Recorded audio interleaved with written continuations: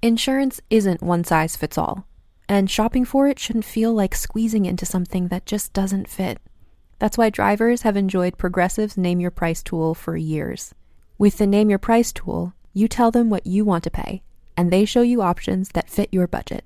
Enough hunting for discounts, trying to calculate rates, and tinkering with coverages. Maybe you're picking out your very first policy, or maybe you're just looking for something that works better for you and your family. Either way, they make it simple to see your options. No guesswork, no surprises. Ready to see how easy and fun shopping for car insurance can be? Visit Progressive.com and give the Name Your Price tool a try. Take the stress out of shopping and find coverage that fits your life, on your terms. Progressive Casualty Insurance Company and Affiliates. Price and coverage match limited by state law.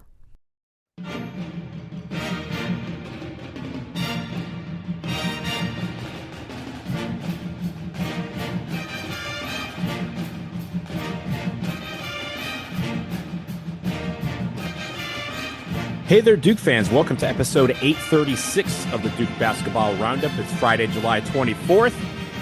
We didn't think we were going to wait until the weekend because we normally like to come to you on a Saturday or a Sunday and give you the news that we have. But so much news dropped in the last 36 hours that we decided to come on now as we recorded in this morning of July 24th to bring you all the news that's happening as we speak. I am Donald Wine. I'm your host for this episode. I have Jason Evans with me. Jason, real quickly, we were talking about this before the start. Cooper Flagg was on Family Feud. The whole Flagg family was on Family Feud last night. Give us the recap. I saw a couple clips and I know the score. It was a beatdown by the Flagg family. They took on the Barstool Sports team. Led by Dave Portnoy. If you're not familiar with Barstool, I don't even know what to say about them. There are people who like them. There are people who don't. Barstool is just sort of an interesting. I'm not going to get into. I'm not going to count me as someone who does not like them. Put me on record. yeah. There are things to like about it, things not to like about it. But ironically, so Team Flagg, Cooper and Ace and Kelly and the whole Flagg family, just destroyed the Barstool Sports team. The final score was 543-0. Yeah, I like that score. That was a fun one.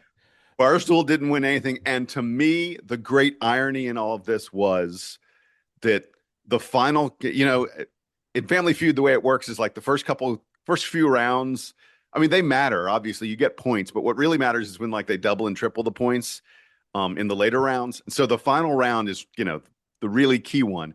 And in the final round, the question was, it was about pizza. It was specifically what makes New York pizza so good. And Donald, Barstool Sports, Dave Portnoy, the one thing I think that unequivocally he does that is good is he rates pizza. Dude goes all over the country rating pizzas. That's part of his shtick. And he's gone to some pizza places that I'm familiar with, and his rating is pretty damn accurate, I think. Anyway, so the final category, what makes New York pizza so good? And the Flagg family, Cooper was up. So Donald, have you seen this? You don't know what happened, right? No, I haven't seen the episode. It was supposed to air at 7 last night, but it airs at different times in different parts of the country. So it was not on at 7 o'clock here. I just got to find it on Hulu to watch it. But I saw some of the clips. This is going to be awesome then. You don't know the answer. I love it. So Cooper is up. What makes New York pizza so good? 3 of the answers has been taken. The crust, the cheese, and the sauce. Those answers are off the board. There's one answer left. What makes New York pizza so good, Donald? What do you think Cooper Flagg? What would you say? And then I'll tell you what Cooper Flagg said for the win. It's the water. Well, the water was part of the crust. That was the same answer. Water and the crust were the same thing. So you said crust? So water/crust, cheese, and sauce are all off the board. The size? You got it. Yes, Donald. Well done. That's exactly. New York pizza is a specific size of pizza. Yeah, it is. Exactly. So Cooper said the size. That was the 4th correct answer. It was actually the 3rd of the 4 answers. But anyway, and as a result, the Flagg family, like we said, won 543-0. And then when they went on to the bonus round, whatever you call that thing, Ace Flag went first. Ace scored like 150 points. You need 200 points to win. Ace scored like 150. Ace just knocked it out of the park. And then Cooper was second, and Cooper easily brought it home. He had it all taken care of by the time they got to his third answer. And I think his fourth and fifth answers were like number one answers. They would have they easily cleared the hurdle. They won. Here's the number. They won $25,000 for the Ronald McDonald House, which is a wonderful charity and a wonderful thing to support. So I know the Flag family had to be proud of how they did. They showed out on national TV. Yeah, that's fun. I love a beatdown, and I love him dissing Dave Portnoy, what he thinks he does best. He claims that Detroit style pizza is the best pizza in the country. We could do a whole podcast for me, Jason, on Detroit style pizza, but we won't do it on this episode. You can watch that episode of Family Feud on Hulu. Now let's get to the basketball, because we had some basketball news that came down just this morning, some that came yesterday. We're going to talk about all of it. We're going to start with schedule updates, and the biggest part of the schedule is not who we're playing, is who we're not playing.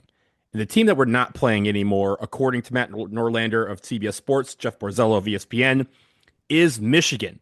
The Duke-Michigan game, by those reports, that was set to take place on December 21st has been axed. All of the griping that Fox and Big Ten had with the game being broadcast on Amazon Prime, the broadcast territory kind of dispute that they had, there was talk about the game being moved to Miami to be at the Lone Depot Center, the Miami Baseball Marlins stadium. home field. Yeah. But it seems like ultimately the decision was to go in a different direction. Instead, Duke will play Texas Tech at Madison Square Garden on December 21st. That game will be on Amazon Prime, a rematch from last year's game at the Garden that Texas Tech won by 1 point. Of course, Texas Tech is part of the Big 12. Their TV rights are controlled by ESPN, who was very cool with Duke doing this anyway. So they just said, here's another one of our teams that you can use, and we won't have any gripes about that. So, Jason, first off, talk about, I guess we kind of combine these two, but talk about the decision to not go with Michigan and now the decision to play Texas Tech instead. Yeah, you briefly mentioned the broadcast partners, and that's where this hang up happened. I wonder if you will see Duke be very reluctant to schedule Big Ten teams going forward as a result of the problems that this caused. It's just a lot easier when your broadcast rights are owned. Yeah, ESPN, as a result of Duke being in the ACC, owns the Duke broadcast rights. I suspect that you're going to see Duke mostly go after schools that are also under ESPN contract, because it's clear that the Fox part of this really, really created some problems. Even though the game itself is going to be shown on Amazon Prime, it's part of this Amazon package. The first thing I'll say about all of that is there's little question that Texas Tech is not the high-profile opponent that Michigan is. Texas Tech is a fine basketball program, and in a second, I can tell you a little bit about what to expect from that game. And there's an aspect of that game that could be really, really interesting. Having nothing to do with, in addition to the fact that it's a rematch of last year, which was an incredibly exciting, not great for Duke fans, but the Texas Tech comeback was a big deal last year in college basketball, and Texas Tech is a quality program. But I think it's just really, really interesting that you may see Duke shying away from playing other Big Ten teams, and it's a pity that we're not going to get a team. Michigan was consensus top 5 team. I know they lost Dusty May. There are things going on at that program. I still think they're probably certainly in the top 10, at least in the preseason, and they look like a very high quality opponent with they brought in some great transfers. Michigan's up there, defending national champs. I mean, you can't replace that kind of thing. And Texas Tech is an okay replacement, but not a great one. I'm sure Amazon's a little bit disappointed because the numbers on a Duke Michigan are going to be very different than the numbers on a Duke Texas Tech. Well, I also think, and you mentioned Dusty May leaving Michigan to go to the Dallas Mavericks, which happened in the middle of all this, and now they have a new coach in place. And I wonder if Jason, we're talking about scheduling. We've seen a lot of these Power 4 teams start to come out with their non-conference schedule in the past few days. Yeah, and I'm wondering if this new coach said fairly soon. We'll get Duke soon. Yeah, but I think the point of it was Dusty May, would have had the schedule kind of wrapped up, but Michigan's is kind of in flux a little bit. They're not one of the teams that's released yet, because of the fact they had a new coach and they had a coaching change and they lost LJ Kaysen, who went to Miami, and they had to try and keep their players together and then figure out how to finalize their non-conference schedule with the new coach. And I wonder if he said, I don't need any of these problems right now. I'm trying to get this schedule out so that we can start getting ready for the season. And this is just a hangup that we just can't have. I think for the players, it's unfortunate for Michigan players because, as we discussed, part of this included an NIL component. I believe they were going to get a minimum of $500,000 as a squad in NIL earnings potential, and potential to have even more based on ratings and other things, the other metrics that Amazon had put up. So they don't get any of that. And so I'm wondering if you say that there's going to be a reluctancy moving forward to try and schedule teams from the Big Ten because of that Fox deal. I don't necessarily know that that's the case, but I also think that within the Big Ten, there are some programs, both in football and in basketball, that have a little bit of swing. And I think right now, whatever say that they had, whatever leverage that they had was in Dusty May, right? Dusty May would have probably pushed this through, but because as a new coach, he said, let's just go our separate ways and do something else. But I do think there's going to be some schools who are going to want to do this because everyone wants to schedule Duke. They keep talking about it. And so the Fox and the Big Ten will not be able to stand in the way of every single team in their quest to do that. Yeah, and I should note that obviously Duke still plays Michigan State in the Champions Classic. That's a whole different animal than scheduling a regular non-conference game because the Champions Classic is a contract that's been signed well in advance, and I forget how many years in the future it goes, but we all know about that. And look, we still have the UConn game in Las Vegas at Thanksgiving. Duke's still playing Florida in the ACC SEC Challenge. We've still got Gonzaga. We've still got a game against Georgia. We've got this game against Texas Tech instead of the game against Michigan. And Washington it should be noted State about Texas randomly. Tech. Yeah. The other thing I want to point out, by the way, about this Texas Tech game that makes it sort of very interesting is that JT Toppin, an All-American, one of the best players in the country. JT Toppin tore his ACL in late February. Completely changed Texas Tech's postseason outlook, and I feel for them that happened because it was a team. Texas Tech was a team that thought, we got a shot at making the Final Four here, and then JT Toppin tore his ACL. We don't know when JT Toppin is going to be back. He's back at Texas Tech. He did not go to the NBA draft. He probably, with the ACL injury, it destroyed his chance of going into the NBA draft. So Texas Tech gets him back, but it's uncertain when he will be back. ACL injuries sometimes you're like 4 or 5 months. Sometimes you're like 8-10 months. It can be all over the map, sort of depending on how bad the ACL was and all kinds of other stuff like that. So it's unclear when he will come back. But December 21st, that could be right in that range. That it is possible that maybe JT Toppin's first game back could be that Duke game. I mean, I've seen a lot of projections that say like early in the Big 12 schedule, which would be early January probably. But if he's back, it completely changes the complexion of that game because he's going to be one of the top, 5 or so, if not top 2 or 3 big men in the country.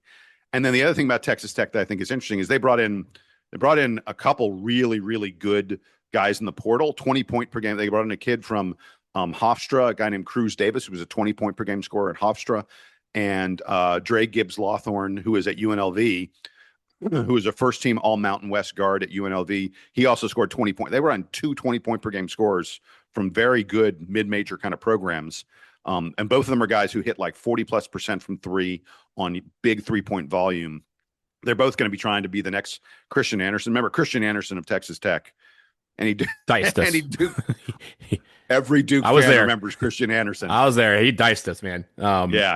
So they're both those guys are going to be auditioning to be this year's Christian Anderson, and it'll be interesting to see what if either one of them can even come even close to duplicating what he could do. But it's not as good a matchup as Michigan would have been. But I still think Texas Tech is probably a top 25 kind of team and an interesting one to watch. And I like that John Shire was able to pivot to something else interesting when he couldn't get this game with Michigan done. I mean, look, like you said, it's not an elite matchup, but it's a very strong matchup. And Jason, again, I go back to that game last year where we had a 19-point lead and lost it by one. There's some revenge factor on there, right? There's a For there's sure. a bit of John Shire saying, "Hey, let's get back at them and see, let's get back at them and do to them what they did to us last year. Maybe not give a spot of a 19-point lead, but at least get back in the Garden, in our home away from home, and play this team again in another big time matchup." So again, it's something that we should definitely look forward to. It may be a letdown from what would have been a top 2 or 3 matchup, but at least it's still a very strong one. And it still allows us to have the opinion that John ducks no smoke because Texas Tech Yeah. will still be very good. Yeah. And Scott Rich, all the Duke fans in the Northeast get another game in MSG. So they'll be happy for Well, that. I got to cancel my hotel in Miami now. Maybe not. Maybe I'll just get down there for the weekend and fly up. We'll see. No, I'll probably have to cancel it since there's no basketball game for me to travel for there. I can just take the train or the bus up to New York City for that game if I need to. Jason, we're still talking about schedules, and I want to shift to another schedule. Again, we're expecting Duke's non-conference schedule in full to be announced in the coming days because we're starting to see that from a lot of teams. But what's great is that other teams are releasing their non-conference schedule, and then you see Duke on, and you go, "Oh, that's us." One of those teams was Army. We knew that we were playing Army. We obviously went to Army on Veterans Day last year and knew that this was going to be a return game for that home and home series that we set up with them. That game has been scheduled by Army, or at least announced by Army. That will be the opening game of the season, Monday, November 2nd at Cameron Indoor Stadium. So, Jason, we were talking about the Champions Classic being on the 10th. We had talked about, I think there was a couple of rumors about games that were going to be that weekend, that first weekend. But now we know who we're opening the season with, and it's Army. Again, not necessarily the toughest opponent, but it's a one that carries a lot of implications and a lot of stature and a lot of prestige within Duke circles, obviously because of Coach K and his link to West Point. Yeah, look, it's always great when we take on the service academies and the guys who play for those teams have a special commitment that we should all honor and respect. That said, last year Duke won over Army 114-59, and you may recall that. I mean, Army is challenged in getting guys who are sized to be able to play against a team like Duke. And this Duke team, as we're going to discuss on this podcast, this Duke team is really, really, really, really, really, really big. They're really They're big. illegally big for military. Yeah, Too big. exactly. Oh man. So I don't know. You know, this is probably not going to be much of a test for the Blue Devils, but always good to play Army. I'm happy to do it anytime we can do it, and I don't know that we should expect a 55-point beatdown every time, but it'll be an interesting way to start the season. Let's just put it that way.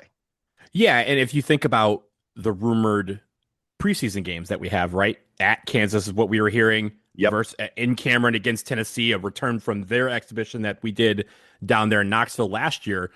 We have a very loaded preseason, so this will be the first air quotes, lower major team that we have on our schedule. And so again, it's a nice way to open up Cameron. It's an important game beyond the basketball.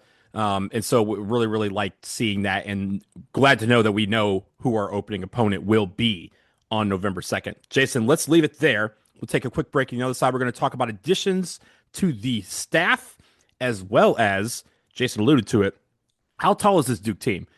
Really, really, really tall. We'll talk about it after this.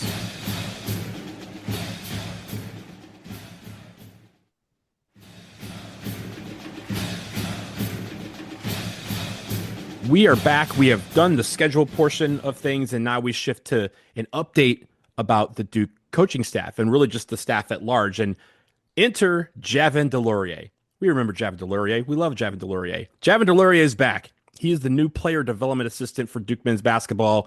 And it's great to see him back on campus and starting to enter this new phase of his life. He had been, after he graduated from Duke, he had a playing career that took him to the G League, took him to overseas to Canada, Greece, Israel, Lithuania, and Turkey before he retired just this past summer. And now he has this new role as a player development assistant. And Jason, your thoughts on Javin coming back to Duke, coming back to this team, and also just we remember him as a player and just how hard he was able to work his trajectory and how he factored in as a junior and senior versus when he was a freshman. And with some of these guys on the team, I think is a great guy to have around to at least show how you can get better and end up playing professionally, no matter where that may be. Yeah, when you mentioned where he had played and as a professional, you forgot to mention that he actually got a cup of coffee in the NBA. He did, yes. Was the Bucks, I think? I think he only played in one game. I want to say he signed either one or two. He definitely signed one 10-day contract. May have had two 10-day contracts. And I think he may have had a two-way contract as well. I forget exactly, all the details there, but he was with Milwaukee for one game and he grabbed a rebound. So yeah, Javin can, he was there at least for 10 days. I forget exactly how long, but he will forever be able to tell folks, yeah, I played in the NBA. I played with Giannis.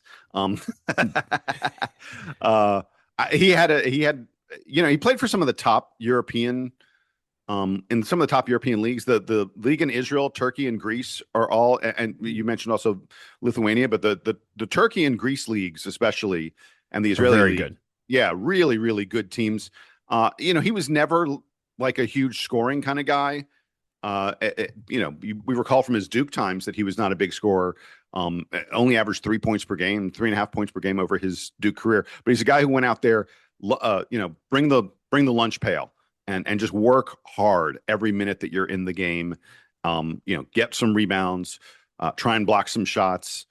His junior year in 2019, folks will recall, he was a part-time starter, started about half the games for that team, and averaged 1.3 blocks per game, even though he's only playing about 16 minutes per game. I mean, that's a big old number from a dude who wasn't, getting a ton of playing time. But he's going to bring that lunch pail mentality to player development. He's a guy who, because he's played in a bunch of different leagues, because he's got plenty of experience playing professionally, he's going to be able to bring, a lot of knowledge there about how to play the game at the professional level. And it's worth noting, he's the player development assistant. Duke also has a player development specialist, the player who's probably Javin's boss. Javin's direct report is Jace McCain, Jared McCain's brother, who's been on the staff now for several years.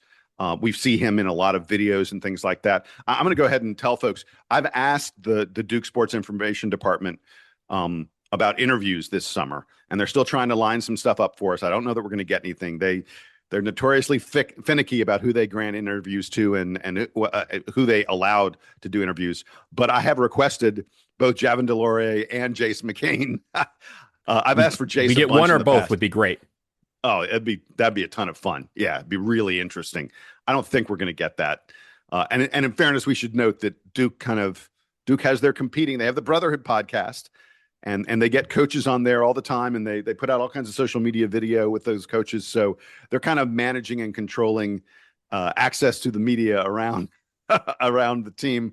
So it's tough to get those interviews. But Duke has really interesting guys doing their player development work, and that stuff is just super.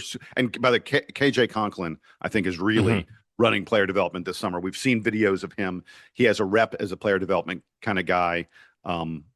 So I love that Javin's on the staff. Donald, I like that we saw Jon Scheyer bring in a member of the Brotherhood, someone that Scheyer obviously knows from his playing days. Jon was an assistant coach when Javin was playing for Duke. We've seen Scheyer pick a lot of guys who are not part of the Brotherhood already. And I like that every so often John's like, no, there's a guy in the Brotherhood who's appropriate for this role.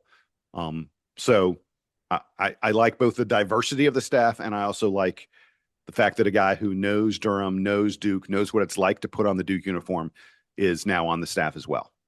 Yeah, I was just going to say the balance that this staff has is exactly really, really key. He's bringing in the outside perspectives, outside voices. He's making sure it's not a Duke silo by any stretch. But also, you need guys who, like you said, put on that uniform, understand what it means to be a Duke player, how to embrace the mentality of being a Duke player, the pressure that you get every single game. Javin DeLaurier is a great, great person for that. So really, really happy to see him added to the staff. Jason, the last little segment we have before we close is we were talking about the roster. The roster was officially released yesterday, and boy, did it shake up the internet because they released all the heights and weights of everybody. Before I get to what really shocked people, I do want to make a couple of notes about the roster. The first thing, Jason, is that Brock Davis, who we saw temporarily added to the roster during the postseason last year, is officially listed on the roster this year. So we are now up to 15 guys on this roster. Brock Davis is the son of Brian Davis, who played at Duke in the 90s on those national championship teams. So great to see him officially added to the roster for this year. He's not going to factor much into playing, but again, it's great to see him on the roster. The other thing, Jason, I don't know if you saw this, is that on the main roster page, they still have players listed as freshman, sophomore, junior, senior, what have you.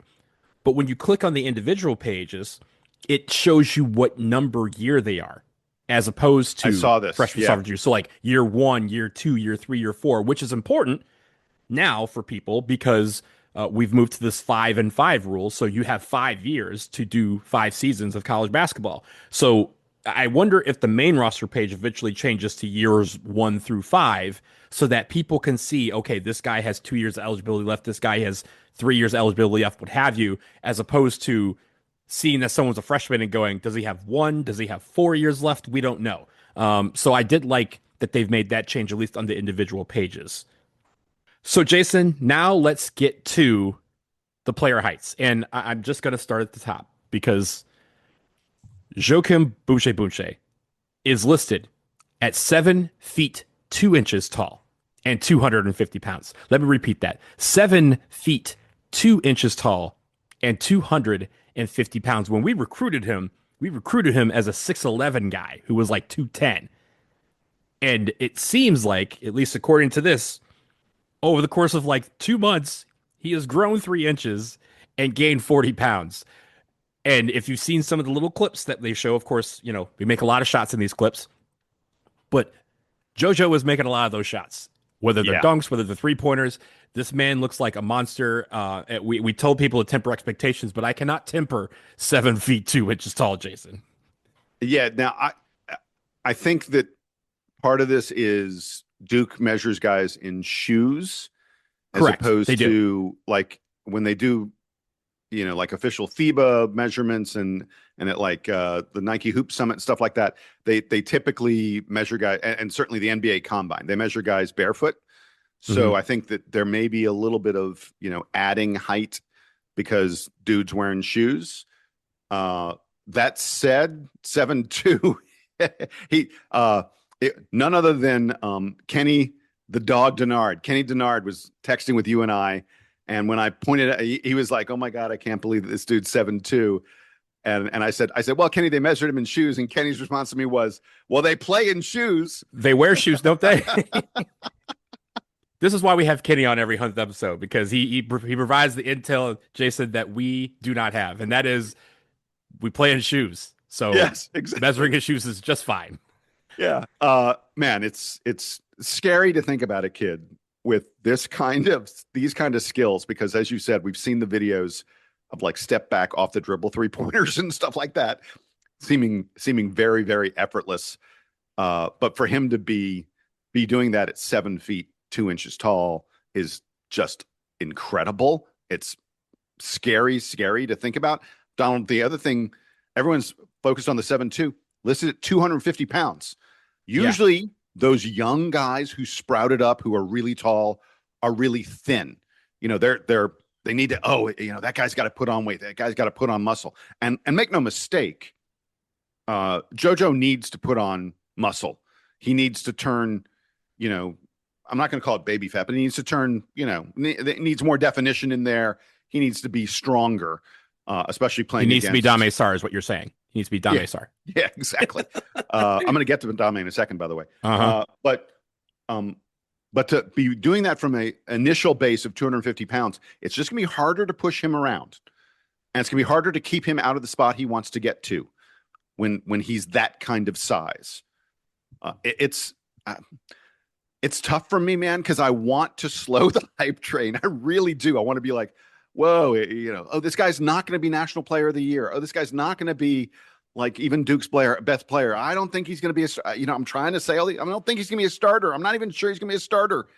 But man, every little clip of video that you get, every time you see him playing, every time you get more measurements and stuff, you're like, how exactly are we keeping this guy out of the All-American conversation? I'm trying to figure out how we can do it, Donald. I'm not sure we can. Well, I mean, the expectation, right, that I have is that he's going to play. That part is clear. But I also think, remember, this guy just turned 17 years old. He is clearly still growing. 7'2" may not be 7'2" for longer, or it might be 7'2" barefoot before we know it.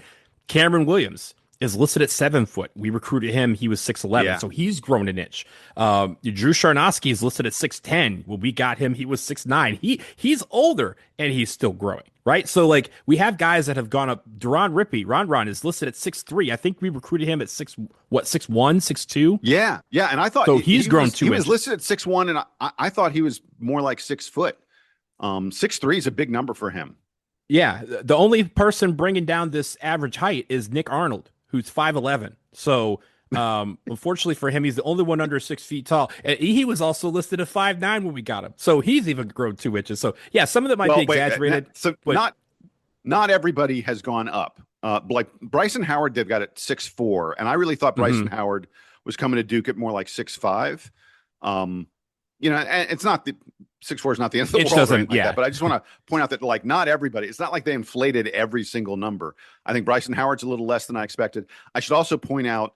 I think some of the weights are important. I already mentioned that JoJo's 250. Drew Sharnowski, you mentioned, went from 6'9" to 6'10". He went from 230 to 240.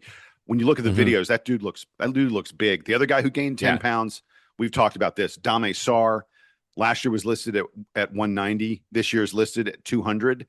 And you can see why Dame is. Yeah, I went to his arms. He saw Sion James and said, I have work to do. I got to tell you, I'm looking some of the videos I've seen. Dame's got the ball, and I'm like, man, he looks a lot like Sion. You're lying. You're lying. You look at him and you go, who is that guy number 7? Because someone's like, that's Dame Sarr. No, it's not. That must be a new guy. Because that guy is not Dame Sarr. It is. Like, that's how he looks night and day different from 4 months ago, which is, again, testament to the strength and conditioning team for get these guys in. And they're not done, right? It's just mid-July that we're talking about here. These guys are going to be chiseled machines by the time the season starts the way they're going.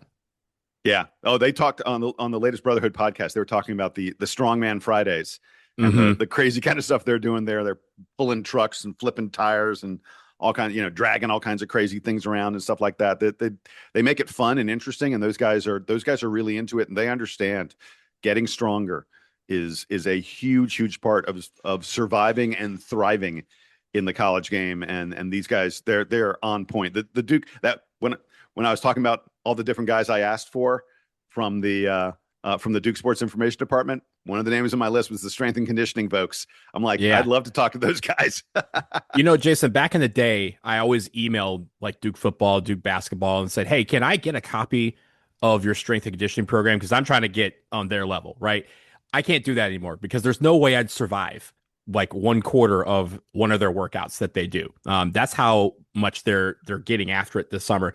Jason, you also mentioned that they're not exaggerating everything. I mentioned Cam Williams is listed at 7 feet. That's without the hair, right? Like his hair is probably another 2-3 inches on top. Caden Boozer still listed at 6'4". We know he's like 6'8" with his hair, right? Like there are little things here that are operating in reality. But I do like the fact that this team once again is very, very tall. Maxi Meyer, who we don't expect to contribute much, is listed at 7'1". Big Pat is still listed at 6'11".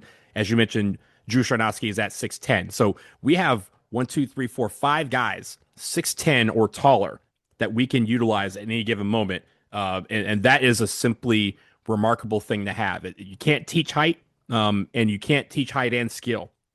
So I'm really, really looking forward to seeing how that is deployed on the court, because I'm sure there's going to be times where John Shires says, JoJo, Cam, Pat, get out there. and you see three guys who are basically at 7 feet or higher, and another team sitting there looking up like, what do you expect me to do with this? And the answer is watch them work. Yeah, and we have not mentioned his name yet, but Maxime Meyer is listed at 7'1". I don't think we're going to see. We have not seen a lot of videos of Maxime Meyer. I know he is on campus. I know he's working out with the team and such. I don't think we're going to see a lot of him in games this season, unless like we'll see him in the Army game.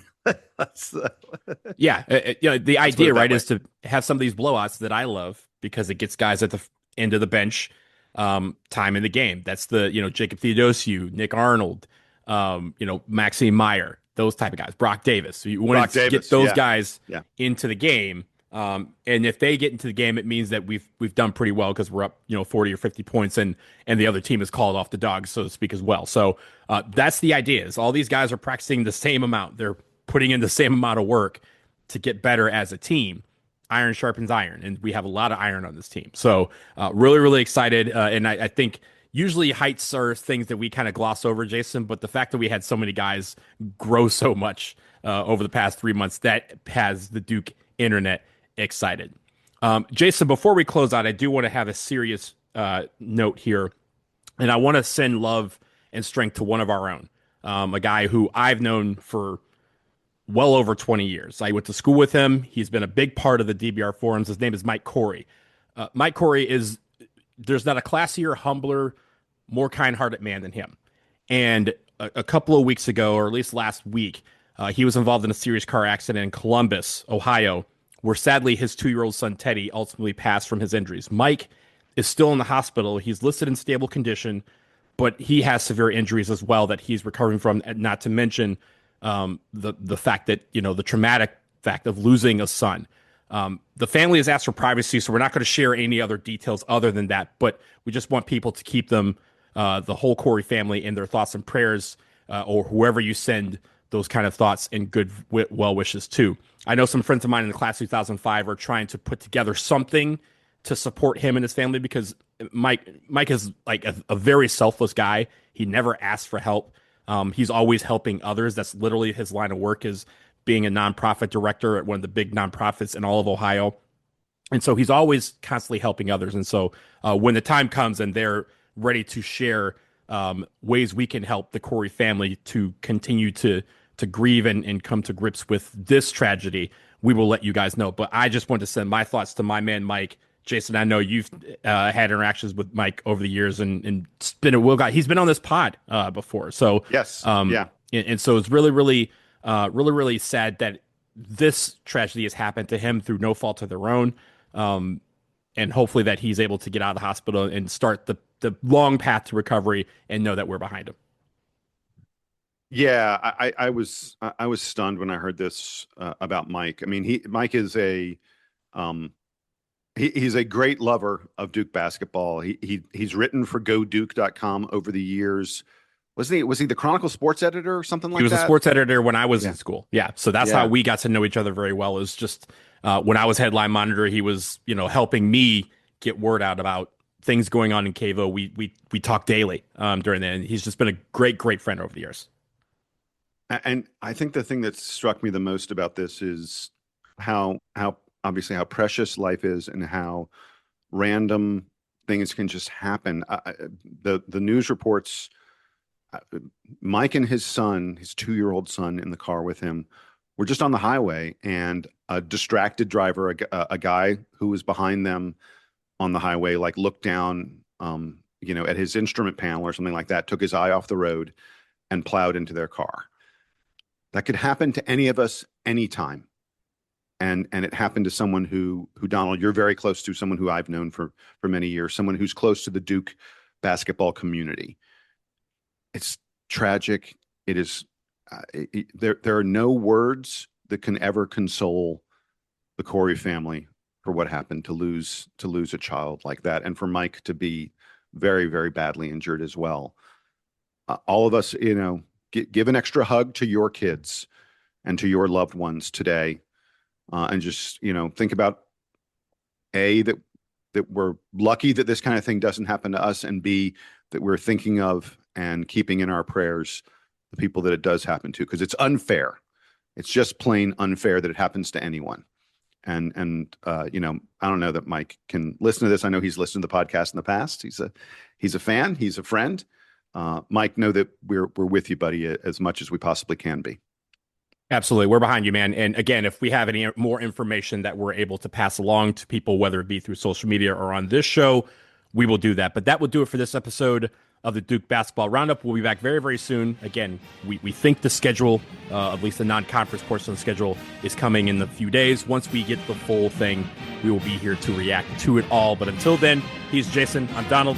It's time for the Duke band to play us out and take us home.